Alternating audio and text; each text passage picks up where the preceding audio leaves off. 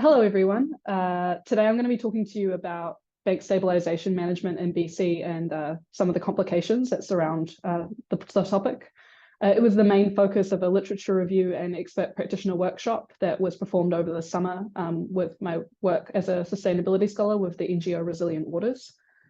So I'll provide you a little bit of information on the background of flood resilience and risk in BC. I should provide a caveat that this presentation was initially created for a much more general and diverse audience than probably the group that we have here today. So some of the information is definitely probably maybe a little basic for some of the attendees, but it's always good to talk about, the origins of why we have the problems that we have. And then I'll dive into that issue of bank stabilization with the help of some communication infographics that were created and also the results of an expert practitioner workshop that was undertaken. So yeah, thank you for the acknowledgement that you did at the beginning of today. I'm joining from Otepote, Dunedin, in Aotearoa today. I'm actually at a conference, so I'm in a public space. So if there is any interruptions, I do apologize for that. And I also just wanted to say that today I'll be talking a lot about floods and erosion. And when we talk about these things, often we critique the management that's happened in the past. But I do want to acknowledge that prior to settlers' arrival in the Lower Mainland, and really prior to that sort of over-engineering and strangling of a lot of our rivers, that many First Nations were undertaking their own versions of sustainable and adaptive flood management along the Fraser River that wasn't necessarily problematic at all. A little bit about me as well. My background is in physical geography and earth sciences. I'm trained as a fluvial geomorphologist, so I previously looked at rivers and how they change and behave over time, but since I finished my master's about 5 years ago, my research has shifted far more into the disaster studies and social side of flood risk. And specifically, I did a lot of work with Māori tribe iwi here in New Zealand before coming to Canada and BC, where now my PhD research at UBC, about 2 years in, looks at best practices in modern Canadian flood mapping and thinking about essentially the importance of flood maps and how they can be ethically designed to ensure that flood management decisions can serve the needs of all. But bringing it back to now bank stabilization, it's all linked to flood resilience. So I want to start by setting the scene a little bit about the flood resilience in BC. So as we all know, BC is a pretty unique flood risk context with both coastal, riverine and other sources of flooding as well. And the fact that BC is inhabited at all is in part thanks to flood. It floods along the Fraser that created pockets of fertile lands and areas of lush biodiversity and areas of frequent water inundation that sort of have allowed people to settle. Floods in BC have been life-giving in the past. First Nations had strong resilience to that flood, and they were able to adapt and respond to hazards by living in respectful harmony with those waters and, relying on temporary structures and seasonal relationships with those waters. Over time, however, as we know, as colonial settlement was established throughout BC and major settlements sprang up, such as Vancouver and Victoria, people stopped being able to move so easily to avoid those high waters. So we've become dependent upon flood defences, our things like seawalls, dikes, etc., to protect our lives, infrastructure, properties, and more. And that's especially true for a lot of First Nations, who, as we all know, again, I know this group knows all about this, but we're forced onto small pockets of reserve lands, often of which are disproportionately exposed to flooding. So over time, we've become really dependent on those defences. We've created our safe areas to build, which means it's really hard to move away from our previous defences, and we've created that path dependency on hard infrastructure solutions. This issue is now, become a lot better understood. So non-structural ways of increasing flood resilience, a lot of which I'll be talking about for bank stabilization today, are being investigated. Everything from, nature-based solutions to dikes to ensuring better flood insurance coverage. However, as we all know, it's hard to increase flood resilience. The current systems aren't necessarily set up for communities and governments to easily collaborate or to easily access funding for solutions that can allow adaptation measures that break away from structural defences. And I know a lot of the people here working today are looking to solve a lot of those issues. Luckily, there's also lots of other NGOs and groups that are also doing work like that. So two such groups are who I work for this summer, so Resilient Waters and also the Watershed Watch Salmon Society. Resilient Waters specifically focuses on catalysing collaborative flood resilient projects and research with local nations, governments and others impacted by flood risk in the Lower Mainland of BC. And Watershed Watch does similar work, but in particular advocates for flood solutions that support the passage and health of salmon in BC, which are threatened by a lot of the hard infrastructure solutions we currently rely on. And they do all sorts of project facilitation to increase flood resilience. Pictured here is my own photo from a recent floodgate opening that has allowed healthy salmon passage. And one of the ongoing projects supported by Resilient Waters is a series of workshops, maybe some of you in the groups, I'm not sure, on improving flood resilience. So previous workshops have looked at all kinds of different things like removal of in-stream barriers or the role of flood insurance in the lower river, Fraser River. But for my Sustainability Scholars project, the workshop was all about bank stabilization, its links to flooding, and our past reliance on hard bank stabilization options, and then solutions for how to adapt to more natural options in the future to help reduce erosion and flood risk. So let's get into bank stabilization a little bit. I think often when we think about floods, we're often thinking about what's called clear water flooding, the water that spreads out and does sometimes cause death and damage. But actually often what we see from a lot of floods is the most damage is actually caused by erosion and other geomorphic processes like debris buildup. While erosion is a product of both riverine and coastal erosion, here today and also in our expert workshops that we undertook, we're just focusing on riverine contexts. During a flood, rivers with high energy, literally eat away at the banks. They shift laterally from side to side, and the loss of land can have a lot of impacts. It can force communities out of their home. It can result in economic damages from loss of industry and jobs. It can also threaten infrastructure such as roads or bridges, which can be very expensive to maintain, as we all know.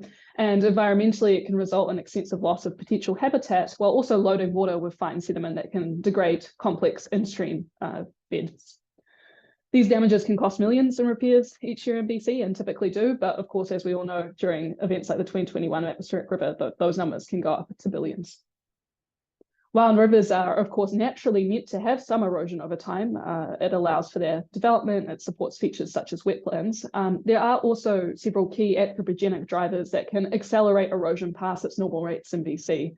And these drivers include things like removal of vegetation, taking away the stabilizing roots, can include things like agriculture too close to the banks, literally the animals can destabilize the banks, or heavy machinery. Also, some of the chemicals associated with agriculture can weaken soils. Urbanization and construction of roads can see more water running off, of course, during rainfall, which can increase water levels and also increase erosion. And also altering the channel itself can cause erosion issues. So when you dredge sediment or remove gravel from a river channel, this can instead encourage more lateral erosion because essentially you're taking energy away from sediment from the bed and instead shifting it towards the sides. Similarly, when you straighten or control river channels, as much of the river channels in the lower mainland of BC have had, this can concentrate erosive power into smaller areas away from those straightened areas and cause sort of areas of extreme bank erosion, which is pretty frequent. When bank erosion is becoming an option, of course, there's two main options. First, you can move away from the erosion, follow that sort of room for the river approach. Or two, you can use different techniques to stabilize the bank and the grounds. And it's definitely that second part that was the focus of the literature review and report that I created for Resilient Waters, and also the talk that I'm going to be talking about today. So there's kind of traditionally been a hard engineering bank stabilization approach. We use things like retaining walls or riprap, which are those large boulders you see throughout BC. You place them in the path of the erosion to try and protect banks. And these options have been relied on for well over a century in BC because they do have positive, right? They offer immediate, relatively cheap protection. Riprap, for that reason, has become incredibly widespread in BC, laid down on channels whenever erosion becomes an issue. And so it's estimated in the gravel reaches of the Fraser River, more than half of the channels have now been hardened through riprap. However, these hard engineering solutions like riprap can come with a lot of different environmental problems. It can actually aggravate erosion elsewhere, so shifting the erosion force elsewhere. And it can also have really significant impact on habitat. Riprap cuts the river off from its surrounding environment. It creates barriers for movement of species. It can prevent the growth of vegetation, and it causes water to increase in temperature, all while offering very little of sort of in-stream habitat variability for fish species. Furthermore, it can provide habitats for invasive species such as rats. So instead, more and more, we're looking towards revegetation and bioengineering solutions to try and enhance the stabilization of banks. Revegetation really focuses on the practice of native planting to create barriers against future erosion and to improve habitat potential, as we're bioengineering, and there's many different bioengineering approaches that are summarized in the report, but they can use things like cleverly woven trees to form wattles or the staking of live tree cuttings, and these techniques can actually create protection that grows and strengthens over time while also offering habitat improvements for native flora and fauna. In our expert workshop, we were lucky to have 3 different experts come and speak to workshop attendees about their experience with shifting towards bioengineering and revegetation options in BC. And they provided many different case study examples, which were turned into sort of case studies in the report that was created. Here you can see some of the case studies presented from the Lower Mainland of BC, and these ones were from the Fraser Valley Watersheds Coalition.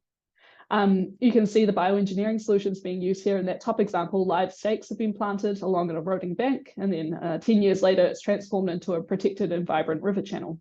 Similarly, in the next example, you can see the use of wattle fencing, so those woven live tree stakes, to help protect a farmer's property. And that's only a year later in that final photo. So you can see how much has grown and how much is now being protected through those natural solutions. So following those expert presentations, we held an interactive workshop where attendees communicated their concerns and ideas surrounding the transition away from hard engineering bank stabilization in BC. And it was a really interesting discussion. Our attendees mostly worked in local or provincial governments, and many of them thought about the issue of bank erosion frequently within their work. Hard engineering was definitely the most commonly used bank stabilization among attendees, and as we know, in BC, but revegetation and bioengineering were still being used, which is really encouraging. And even more encouraging, that was the areas that people are most interested in learning more about.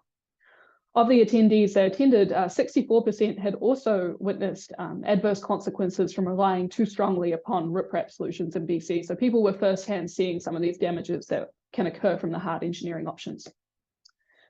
Experts spoke about how they wanted to move away from riprap, but also about how the current guidelines and fundings kind of offer little opportunity to do so. So this first quote, we know riprap has a negative impact, but it is well known and there are lots of tools to make the design process easy and straightforward. That is not the case for bioengineering treatments. Some were also adamant that in the cases of high energy emergency works, like during a flood, when there really isn't time to implement other solutions, riprap will always be needed, but also that there are ways to go back after an event to replace or improve the widespread riprap that has been laid down.